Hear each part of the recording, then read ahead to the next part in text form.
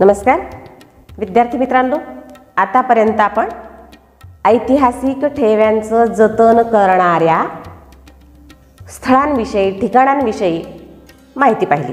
जसं वस्तुसंग्रहालय आहे, ग्रंथालय आहे किंवा अभिलेखागार आहे. आता आजच्या तासिकेला आपण ऐतिहासिक ठेव्यांचं जतन करणारं आणखी एक साधन म्हणजे कोश याविषयी माहिती पाहणार आहोत. पहा, कोश वाङ्मय हे इतिहासाचं लिखित साधन आहे आणि कोशामध्ये इतिहास कसा दडलेला आहे, कोशामधून इतिहासकाराला, अभ्यासकाला, वाचकाला इतिहास कळायला कशी मदत होते त्या संदर्भामध्ये आपण माहिती पाहूया. एकूणच काय तर ऐतिहासिक ठेव्यांचं जतन करण्याचा प्रयत्न ज्या म्हणून बाबींमधून घडतो त्यापैकी एक बाब म्हणजे कोश वाङ्मय. तर पहिल्यांदा आपण पाहूया, ज्या कोश वाङ्मयातून ऐतिहासिक ठेव्यांचं जतन केलं जातं ते कोश म्हणजे काय, कोश वाङ्मय म्हणजे काय. तर पहा, साधारणपणे कोश या शब्दाचा अर्थ जसं रेशमाचा कोश म्हणतो आपण, रेशमी किड्यांनी तयार केलेला कोश, त्यामध्ये असंख्य धाग्यांचा संग्रह त्या किड्यांनी केलेला असतो, बरोबर आहे. कोश म्हणजे संग्रह, कोश म्हणजे एकत्रित केलेली कोणती तरी बाब, गोळा केलेली एखादी गोष्ट, त्याला आपण म्हणतो कोश. आपल्याला बघायचे कोश वाङ्मय. तर कोश म्हणजे काय याच्यावरती 2 गुणांसाठी आपल्याला परीक्षेमध्ये प्रश्न विचारला जातो. किमान 4 मुद्द्यामध्ये आपल्याला त्याचं उत्तर लिहावं लागतं. तर आपण पाहूया की कोश म्हणजे काय. कोश म्हणजे एखाद्या गोष्टीचा केलेला संग्रह. पण कसा संग्रह? पद्धतशीरपणे केलेला संग्रह. इथं शब्द आहे कोश वाङ्मय, अर्थात साहित्य. कोश वाङ्मय याचा अर्थ असं साहित्य ज्याचं काय केलेलं आहे, पद्धतशीरपणे संग्रह केलेला आहे. त्या साहित्यामध्ये, त्या कोशामध्ये, त्या वाङ्मयामध्ये कोणत्या गोष्टी साठलेल्या असतात, साठवलेल्या असतात, एकत्रित केलेल्या असतात? माहिती, ज्ञान, विचार, शब्द याचा तो संग्रह असतो. त्याला आपण कोश वाङ्मय असं संबोधतो. मग कोश वाङ्मय म्हणजे काय किंवा कोश म्हणजे काय असा जर परीक्षेमध्ये प्रश्न आपल्याला विचारला गेला तर त्याचं स्पष्टीकरण करण्यासाठी आपल्याला पहिला मुद्दा असा लिहावा लागतो,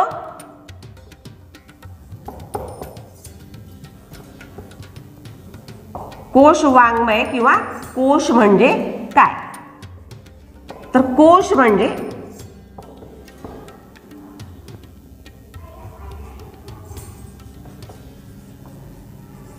विशिष्ट ज्ञानाचा, माहितीचा, शब्दांचा पद्धतशीरपणे केलेला संग्रह. या शब्दाला खूप महत्त्व आहे. कसा संग्रह? पद्धतशीरपणे केलेला संग्रह, कसाही नाही. त्याला म्हणायचं कोश. हा पहिला मुद्दा आपल्याला लिहावा लागतो. जे काही त्या वाङ्मयामध्ये, साहित्यामध्ये असणार आहे ते आपलं ज्ञान वाढवणार असणार आहे, आपल्या माहितीमध्ये भर घालणं असणार आहे, आपला शब्दसाठा वाढवणार असणार आहे, त्या शब्दाच्या अर्थाचं ज्ञान आपल्याला करून देणारं असं हे साहित्य आणि वाङ्मय असणार आहे, कोश वाङ्मय. दुसरी गोष्ट, आता पद्धतशीरपणे या सगळ्या गोष्टीचा त्यामध्ये संग्रह केलेला असतो. त्यामुळे होतं काय, त्याची जी मांडणी आहे ज्ञानाची, त्या माहितीची,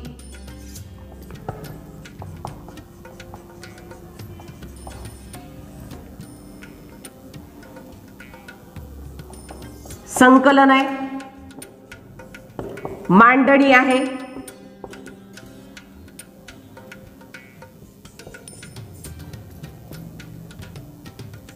ही नियोजनबद्ध पद्धतीने केलेली असते.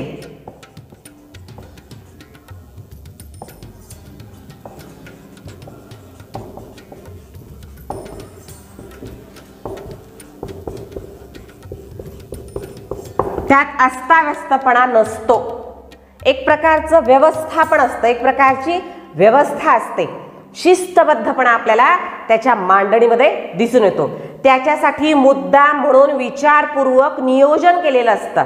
वाटलं आणि लगेच पानावरती उतरून काढलं आणि त्याचा संग्रह केला असं काम कोशामध्ये केलेलं नसतं. त्याच्यासाठी खास वेळ द्यावा लागतो, त्याच्यासाठी खास नियोजन करावं लागतं, अत्यंत विचारपूर्वक याची रचना करावी लागते. म्हणजे हे सुद्धा कोशाचं वैशिष्ट्यच आहे.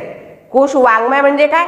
एकतर ज्ञानाचा, माहितीचा, शब्दांचा विशिष्ट पद्धतीने केलेला संग्रह असतो आणि हा जो संग्रह असतो तो सुद्धा वैशिष्ट्यपूर्ण असतो.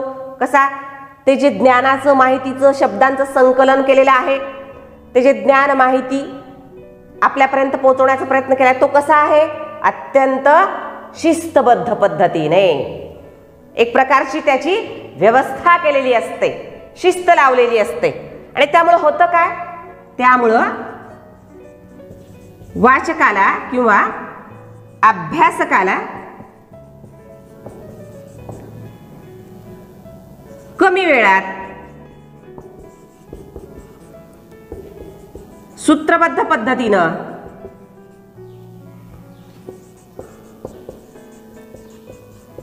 ज्ञान मिळवण्याची सोय होते.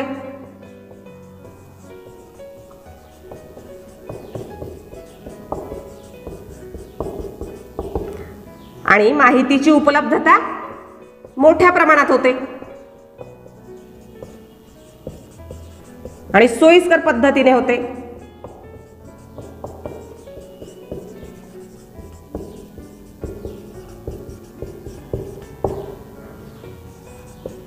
कारण हे माहितीचं ज्ञानाचा आगार असतात, त्यामुळं सोयीस्कर पद्धतीने आणि मोठ्या प्रमाणामध्ये एकाच बैठकीमध्ये माहिती मिळण्याची सोय कोशामार्फत होते. अशा पद्धतीने आपल्याला कोश वाङ्मय म्हणजे काय असा जर प्रश्न विचारला गेला तर त्याचं उत्तर लिहिता येतं. तर कोश म्हणजे काय? कोश म्हणजे ज्ञानाचा, शब्दाचा, माहितीचा विशिष्ट पद्धतीने केलेला संग्रह. ज्ञानाचं, माहितीचं, शब्दांचं जे संकलन केलेलं आहे, ती माहिती, ते ज्ञान विशिष्ट पद्धतीने मांडण्याचा प्रयत्न या कोशामध्ये केलेला असतो. मग त्या पद्धतीनं मांडण्याचा प्रयत्न का केलेला असतो? त्या पद्धतीचं व्यवस्थापन का केलेलं असतं?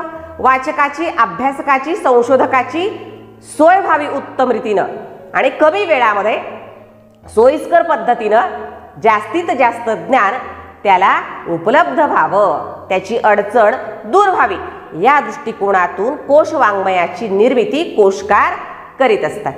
आता पुढं या कोश वाङ्मयाच्या संदर्भात मग कोश निर्माण का केले जातात? कोश तर अशा पद्धतीने निर्माण केले जातात, पण निर्माण करण्याची गरज काय? एखादा कोशकार किंवा एखादी संस्था या कोशांची निर्मिती का करतं? कोशांची निर्मिती करण्याच्या पाठीमागं त्यांचा हेतू काय असतो?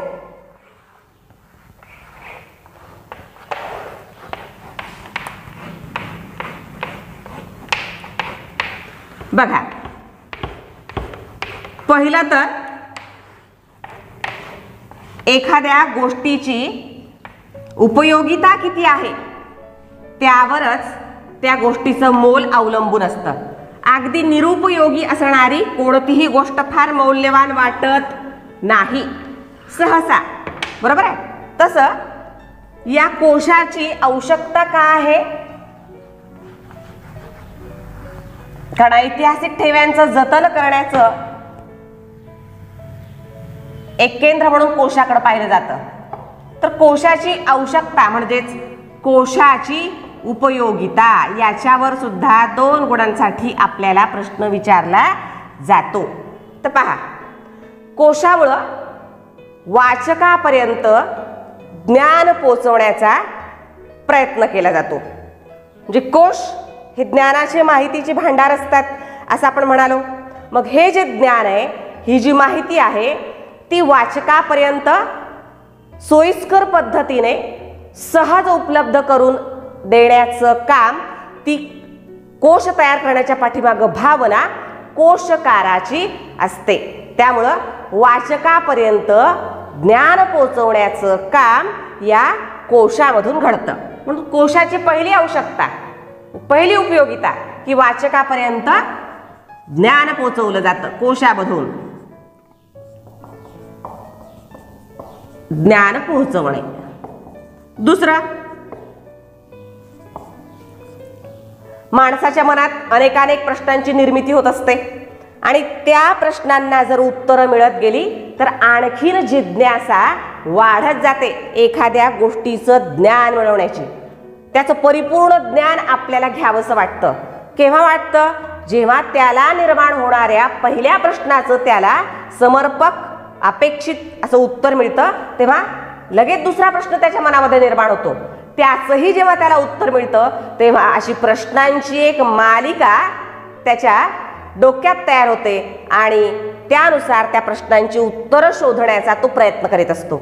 कोशामध्ये माहितीचं आणि ज्ञानाचं हे भांडार असतं जे वाचकासाठी खुलं असतं आणि त्यामुळं कका किकी कुकूचे जे जे काही प्रश्न त्याला पडतात त्या सगळ्या प्रश्नांची त्याला उत्तरं मिळण्याची जास्तीत जास्त शक्यता या कोशवाङ्मयामध्ये असते. म्हणजे एखाद्या गोष्टीबद्दल का, केव्हा, किती, कुठे असं जी जी काही त्याला प्रश्न पडतात जिज्ञासावश त्या त्या प्रश्नांची उत्तरं कोशामधून मिळतात. म्हणून वाचकाची जिज्ञासा वाढवण्याचा आणि पूर्ण करण्याचा सुद्धा प्रयत्न कोशवाङ्मयामध्ये झालेला असतो. वाचकाची, अभ्यासकाची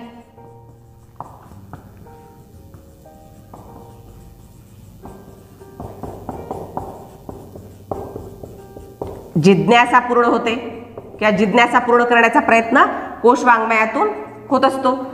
त्याचसोबत एखाद्या मुद्द्याचा सविस्तर उलगडा कोशवाङ्मयामध्ये केलेला असतो.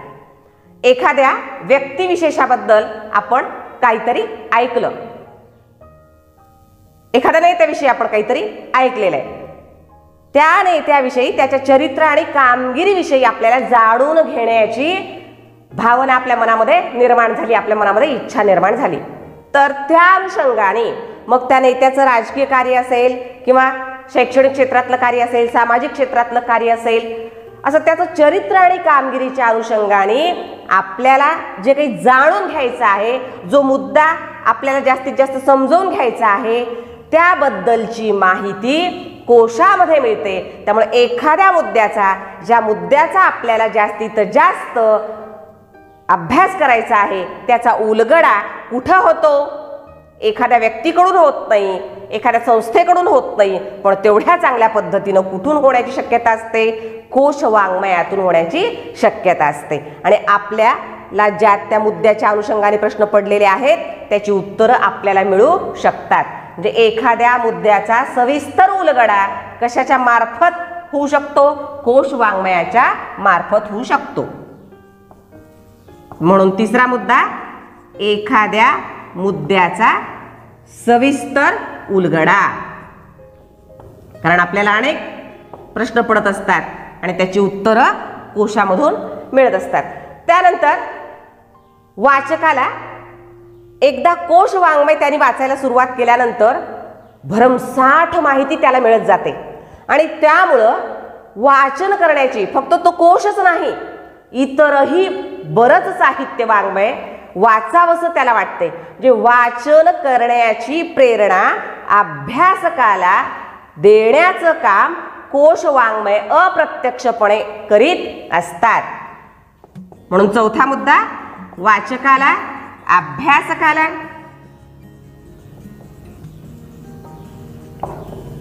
ज्ञान मिळवण्याची, वाचन करण्याची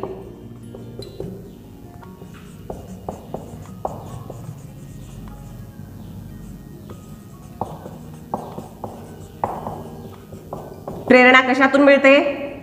कोशवाङ्मयातून, त्याचं वाचन करण्यातून मिळत असते. यासोबतच या कोशवाङ्मयाची निर्मिती पूर्वी कोणीतरी केलेली असते.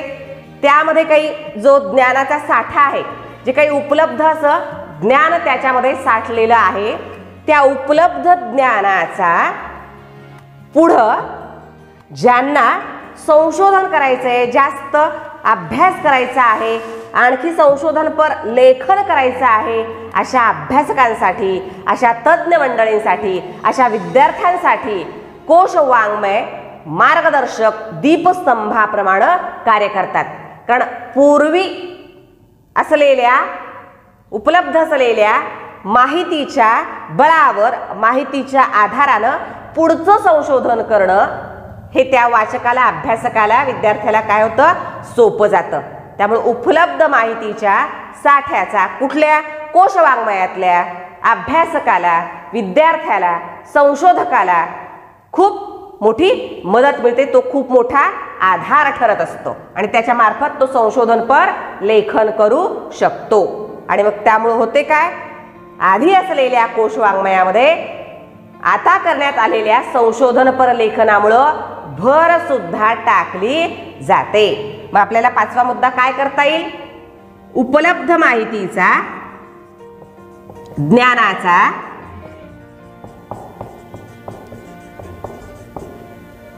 संशोधनपर लेखन करण्यासाठी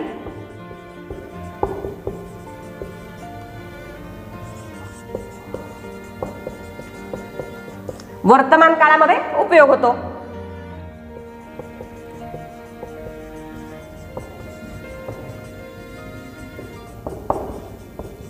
त्याच्या पुढे आणखी एक वैशिष्ट्य आहे कोशाचं. कुठल्याही देशात जे कोश वाङ्मय निर्माण केलं जातं, कुठल्याही क्षेत्रात, प्रदेशात, भागामध्ये, त्या कोश वाङ्मयामध्ये त्या ठिकाणचं प्रतिबिंब उमटलेलं आपल्याला दिसून येतं. म्हणून हे जे कोश असतात, समजा भारतामध्ये महाराष्ट्रात निर्माण झालेला एखादा कोश आहे, जसा श्रीधर व्यंकटेश केतकरांनी महाराष्ट्रीय ज्ञानकोश हा शुद्ध मराठी कोश निर्माण केला. आता हा जो कोश त्यांनी निर्माण केला, त्या कोशामध्ये महाराष्ट्रातले सणवार उत्सव, महाराष्ट्रातल्या परंपरा, महाराष्ट्रातली भाषा, महाराष्ट्रातलं साहित्य, वाङ्मय, या ठिकाणचा प्रदेश, या ठिकाणच्या लोकांच्या चालीरीती, या अनुषंगाने त्याच्यामध्ये माहिती मिळेल. बरोबर आहे. एखादा कर्नाटकामध्ये तयार झालेला कोश आहे, तर त्या ठिकाणी त्या ठिकाणचं त्या कोशामध्ये प्रतिबिंब पडलेलं आपल्याला दिसून येतं. त्या ठिकाणची इत्थंभूत माहिती, सविस्तर माहिती आपल्याला कोशामधून मिळण्याची दाट शक्यता असते. म्हणून हे जे कोश असतात, जगातल्या कोणत्याही भागात लिहिले गेलेले असू द्या, त्या कोशामधून त्या क्षेत्राच्या, त्या प्रदेशाच्या, त्या राष्ट्राच्या संस्कृतीचं प्रतिबिंब आपल्याला दिसून येतं. म्हणजे त्या राष्ट्राची सांस्कृतिक अवस्था, त्या राष्ट्राची संस्कृती कशी घडत गेली, त्या क्षेत्राची संस्कृती कशी घडत गेली, त्याचं ज्ञान कोश वाङ्मयाच्या वाचनामधून वाचकाला मिळतं. म्हणजे कोश वाङ्मय हे काय असतात, एखाद्या राष्ट्राच्या संस्कृतीचे प्रतीक असतात, एखाद्या राष्ट्राची सांस्कृतिक अवस्था कथन करणारे असतात. ठीक आहे. म्हणून सहावा मुद्दा काय लिहिता येईल आपल्याला, एखाद्या राष्ट्राच्या सांस्कृतिक अवस्थेचे प्रतीक किंवा त्यातून प्रतिबिंब दिसतं सांस्कृतिक अवस्थेचे. बरोबर आहे. त्या ठिकाणच्या खाणपानाच्या पद्धती, त्यांचे व्यवहार, या सगळ्या गोष्टी कोशामधून वाचकापर्यंत पोहोचत असतात. ठीक आहे. यासोबत त्या काळातली, ज्या काळामध्ये कोश वाङ्मयाची निर्मिती झाली, त्या काळापर्यंत त्या ठिकाणचा समाज कसा होता, समाजाची घडण कशी झाली आणि त्या समाजाने कशा प्रकारची संस्कृती निर्माण केली, म्हणजे त्या ठिकाणच्या लोकांच्या बौद्धिक, सामाजिक, सांस्कृतिक अशा सगळ्याच बाबींचं ज्ञान, अवस्थांचं ज्ञान या कोशामधून निर्माण होतं. आणि त्या ठिकाणच्या लोकांची बौद्धिक आणि सांस्कृतिक गरज ज्या प्रकारची असेल, त्यातून कोश वाङ्मयाची निर्मिती होते. उदाहरणार्थ, आत्ता मी म्हणाले तसं श्रीधर व्यंकटेश केतकर यांनी महाराष्ट्रीय ज्ञानकोश या विश्वकोशाची निर्मिती केली, या ज्ञानकोशाची निर्मिती केली. आता या कोशाची निर्मिती करण्याच्या पाठीमागं स्वतः श्रीधर केतकर म्हणतात की माझी अशी इच्छा आहे की महाराष्ट्रातल्या लोकांनी जास्तीत जास्त हे कोश वाङ्मय वाचून, मी जे ग्रंथ कर्तव्य केलेला आहे, मी जो कोश लिहिलेला आहे तो वाचून बहुश्रुत व्हावं, प्रगल्भ व्हावं, त्यांच्या ज्ञानाच्या विचाराच्या कक्षा या विस्ताराव्यात, त्या रुंद व्हाव्यात, या दृष्टिकोनातून मी हा कोश रचतो आहे असं श्रीधर केतकर म्हणतात. म्हणजे एखाद्या कोशाची रचना जी असते ती त्या काळातल्या बौद्धिक आणि सांस्कृतिक गरजेतून निर्माण झालेली असते. त्या काळातल्या लोकांची बौद्धिक आणि सांस्कृतिक गरज काय आहे त्याचं प्रतिबिंब कशात दिसतं आपल्याला? कोशामध्ये दिसत असतं. दुसरी गोष्ट, मराठी विश्वकोशाची निर्मिती झाली. महाराष्ट्राचे पहिले मुख्यमंत्री यशवंतराव चव्हाण यांची अशी इच्छा होती की मराठी भाषा आणि साहित्य हे समृद्ध व्हावं, त्याचं जतन व्हावं, ते संवर्धित व्हावं.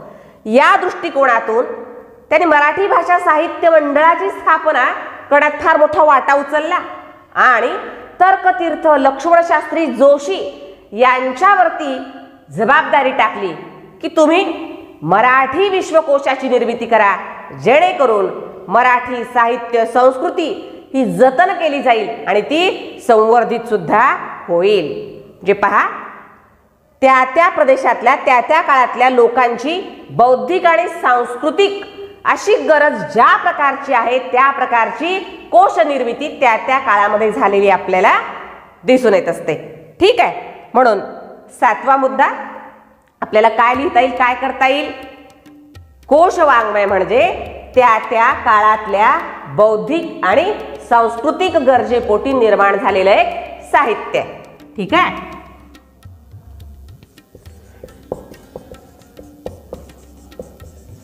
त्या त्या काळातील म्हणजे ज्या काळामध्ये ते कोश वाङ्मय निर्माण झालेलं आहे,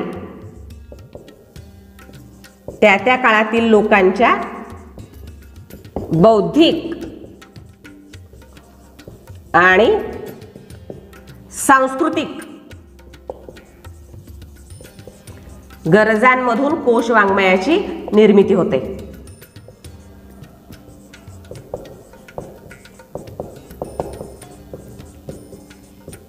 आणि त्याच्यातून आपल्याला त्या काळातल्या लोकांची बुद्धिमत्ता, त्यांची विचार करण्याची पद्धती, त्यांच्या विचारांची खोली या संदर्भामध्ये माहिती मिळायला मदत होते. म्हणून कोश वाङ्मयाची आवश्यकता आहे. इतिहासाचा ठेवा किंवा इतिहासाचं एक साधन म्हणून.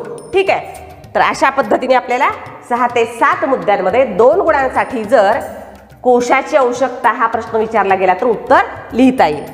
पुढं कोश वाङ्मय किती प्रकारचे आहेत किंवा कोशांची वैशिष्ट्ये काय आहेत किंवा कोशांची रचना कशा पद्धतीने केली जाते या संदर्भात पण आपण माहिती घेऊया. बघा, पहिल्यांदा आपल्याला संकल्पना चित्राद्वारे स्पष्ट करा. हा 2 गुणांसाठी कोशांची वैशिष्ट्य आणि कोशांचे प्रकार याच्यावर प्रश्न विचारला जाऊ शकतो.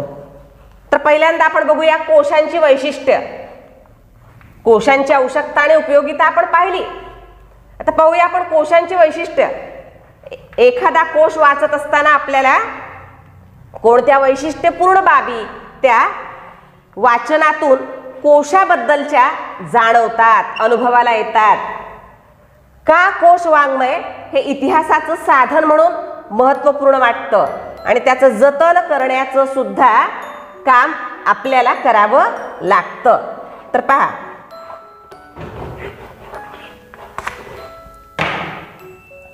कोशांची वैशिष्ट्ये कसे असतात? कोश वैशिष्ट्यपूर्ण. सगळ्यात पहिलं वैशिष्ट्य कोशामध्ये अचूकता असते. चुकीच्या गोष्टी कोशांमध्ये नोंद केलेल्या नसतात. जे काही असतं ते जास्तीत जास्त अचूकपणे लिहिण्याचा प्रयत्न कोशकार किंवा ती संस्था करीत असते. दुसरं आहे नेमकेपणा.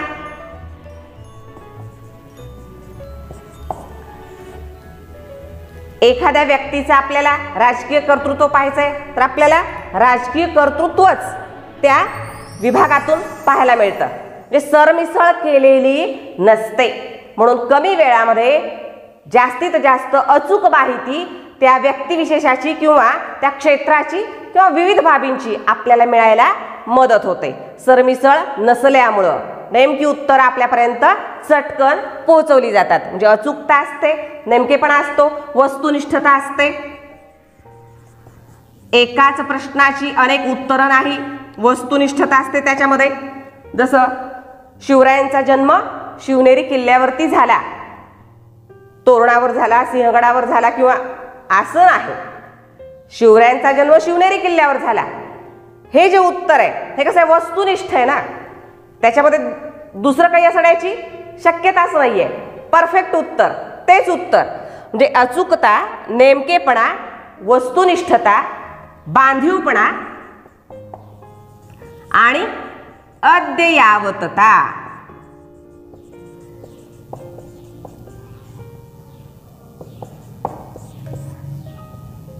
चांगल्या पद्धतीनं बांधणी केलेली असते. म्हणजे फक्त बहिरंग नाहीये बांधीवपणाचा अर्थ,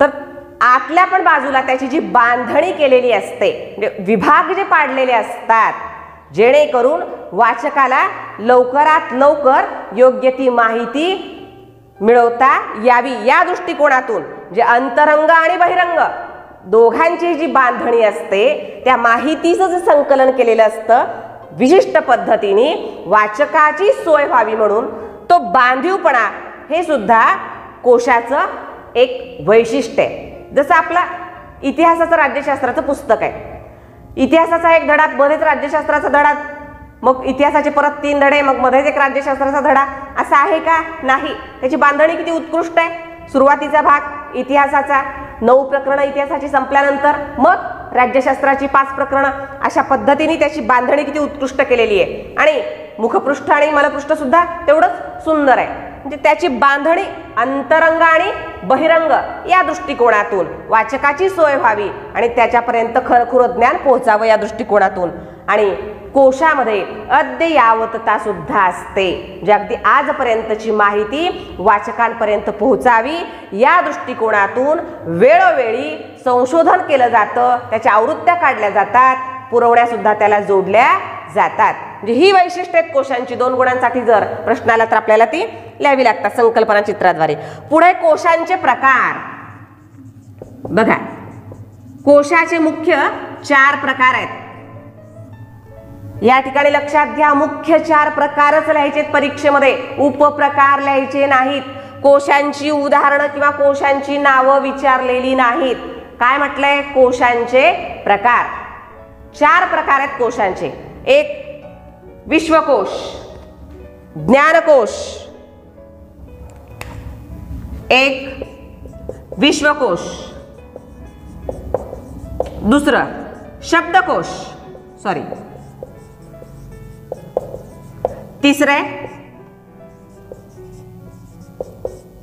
सूचिवाङ्मय आणि कोश सदृश्य वाङ्मय.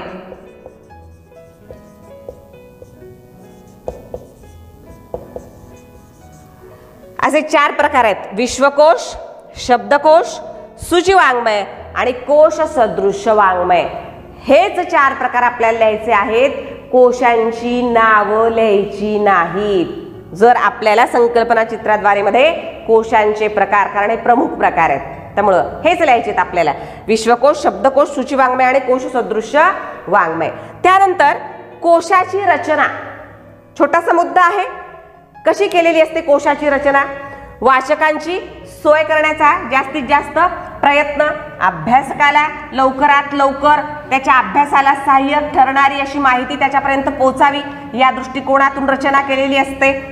म्हणून कोशाची रचना ही कशी केलेली असते तर 2 गोष्टींना सामान्यतः कोशाच्या रचनेमध्ये महत्त्व दिलेलं असतं. 2 पद्धतीनं कोशांची रचना केलेली असते. एक आकार भिल्ल ही रचना असते आणि विषयवार असते. आता आकार भिल्ल आणि विषयवार म्हणजे काय? जसं डिक्शनरी असतात तुमच्या, हे एक प्रकारचे छोटेसे प्राथमिक स्वरूपातले कोशच आहेत. इंग्लिशची डिक्शनरी वेगळी आहे, किंवा तुम्ही सेमी इंग्लिशला असाल तर गणिताची आणि विज्ञानाची पण डिक्शनरी ही वेगळी असते, बरोबर आहे. त्यात आकार विल्ले शब्दांची रचना केलेली असते. पहिलं प्रकरण आहे इंग्लिशचं, तर त्याच्यामध्ये सुरुवातीला ए पासून सुरू होणारे शब्द, त्यानंतर बी पासून सुरू होणारे, त्यानंतर सी पासून सुरू होणारे, या पद्धतीने त्यात रचना केलेली असेल. मराठीच्या संदर्भातली जर डिक्शनरी असेल, असा कोश असेल, तर त्यामध्ये अ पासून सुरू होणारे आधी, त्यानंतर आ पासून, त्यानंतर ई पासून, या पद्धतीने ही रचना केलेली असते. म्हणजे एकतर आकार विल्ले आणि विषयवार, त्या त्या विषयाशी संबंधित माहिती त्या त्या विषयाच्या गटामध्ये दिलेली असते. म्हणजे गणितातले जे शब्द आहेत, गणिताच्या पुस्तकातले, ते विज्ञानाच्या डिक्शनरीमध्ये तुम्हाला दिसणार नाहीत, ते गणिताच्या डिक्शनरीमध्ये तुम्हाला दिसतील, गणिताच्याच कोशामध्ये तुम्हाला दिसतील. जे माहिती जी आहे कोशांमधली ती एकतर आकार विल्ले असते आणि विषयवार असते, विषयांची सरमिसळ केलेली नसते. इतिहासामध्ये गणित, गणितामध्ये मराठी, मराठीमध्ये विज्ञान, अशा पद्धतीने माहितीची सरमिसळ केलेली नसते. ती माहिती आकार विल्ले आणि विषयवार अशी मांडलेली असते. त्यासोबतच सूची दिलेली असते. ही कुठं दिलेली असते सूची? कोशाच्या शेवटी. सूची म्हणजे काय? त्या कोशामध्ये ज्या व्यक्तींचा, ज्या स्थळांचा, ज्या संस्थांचा, ज्या शब्दांचा, ज्या ग्रंथांचा उल्लेख आलेला असतो. काही शब्द असे असतात न कळणारे असतात, व्यवहारात नेहमी न वापरात आलेले असतात, असे शब्द आहेत. काही व्यक्ती असतात त्यांच्या संदर्भामध्ये जास्त माहितीची आवश्यकता असते. काही ग्रंथांचा उल्लेख त्याच्यामध्ये आलेला असतो. काही ग्रंथांचा आधार घेतलेला असतो तो कोश वाङ्मय निर्माण करीत असताना. या संदर्भातली माहिती वाचकाला जास्तीत जास्त माहिती पुरवावी या दृष्टिकोनातून, पूरक माहिती मिळावी या दृष्टिकोनातून, वाचत असताना त्याला पडलेल्या प्रश्नांची उत्तरं त्याला मिळावीत या दृष्टिकोनातून पाठीमागं कोशाच्या सूची दिलेली असते, ज्याच्यामध्ये त्या ग्रंथामध्ये आलेल्या व्यक्ती, ग्रंथ, शब्द, स्थळ, संस्था या संदर्भातली पूरक अशी माहिती दिलेली असते आणि वाचकाची सोय होत असते. त्यासोबतच जास्तीत जास्त कोश वाङ्मय अद्ययावत करण्यासाठी म्हणून संशोधन करावं लागतं, त्यासोबत पुरवण्या जोडाव्या लागतात आणि संशोधनपर आवृत्त्याही काढाव्या लागतात. आवृत्त्या आणि पुरवण्या या गोष्टी कोश वाङ्मयाचाच एक भाग आहेत. कोशाची रचना करीत असताना या गोष्टींना महत्त्व द्यावं लागतं. कारण एकदा कोश लिहिला 100 वर्षापूर्वी की संपला विषय असा आहे का? नाही. ज्ञान वाढतच जाणार आहे, माहिती वाढतच जाणार आहे आणि या ज्ञानाचा, माहितीचा त्याच्यामध्ये संग्रह करावाच लागणार आहे कोशकारांना. आणि त्या दृष्टिकोनातून त्याच्या आधी निघालेल्या कोशांच्या आवृत्त्या निघतात वरचेवर आणि आलेल्या असतात. अशा पद्धतीने आपल्याला कोश वाङ्मयाच्या संदर्भामध्ये कोणत्याही स्वरूपामध्ये प्रश्न विचारला गेला तर माहिती लिहिता यावी. ठीक आहे. Have a nice day.